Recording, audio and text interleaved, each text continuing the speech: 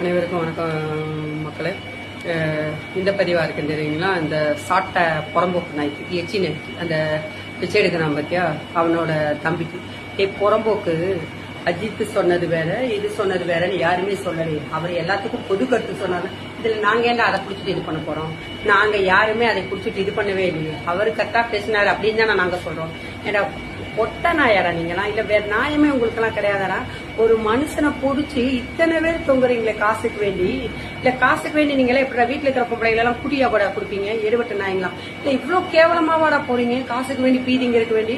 மானங்கட்ட நாயாரா நீ எல்லாம்? ஏன் உங்க அண்ணன் நிதி திருத்தன்னு ஊரா ரவுண்ட் அடிச்சிட்டு இருக்கானே, அதுல உனக்கும் தானே பங்கு? நீ ஒரு பக்கம் திருத்த சில்லற நாயங்களோட எடுக்கிறது பிச்சை. இதுல எதுக்குடா இவ்வளவு பில்டப் எல்லாம் விட்டுட்டு இருக்க? இதுல நீ என்ன சொன்னா ஆதரவு அர்ஜுன் அப்படியே பொங்கல நாங்க இவனுக்கு 2 பேர் எதுக்குடா திருந்தணும்? தப்பே செய்யாத நாங்க திருந்தணுமா? எப்படி நீங்களும் திருத்தித்தனம், முளமாத்தனம், முடிச்சு வைக்கத்தனம் எல்லாத்தையும் குத்தைக்கு எடுத்த நாய்ங்க.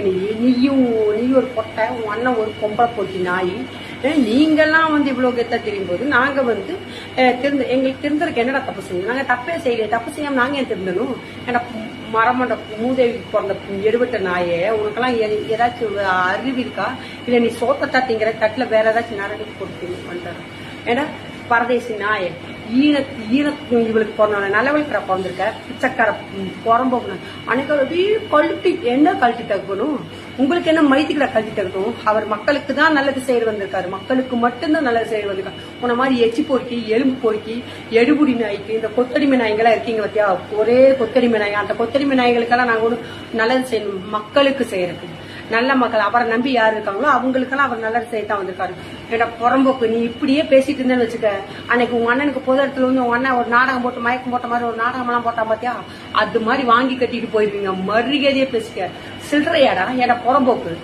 காசுக்கு வேண்டி என்ன இவ்வளவு கேவலமா இது பண்ணுவ? என்னமோ என்ன மைத்துக்கு திருந்தணும்? தப்பே பண்ணாத நாங்க திருந்தணும், நீங்க தப்பு பண்ணிட்டு பெரிய மயிராட்ட உட்காந்து பேசுவீங்களா?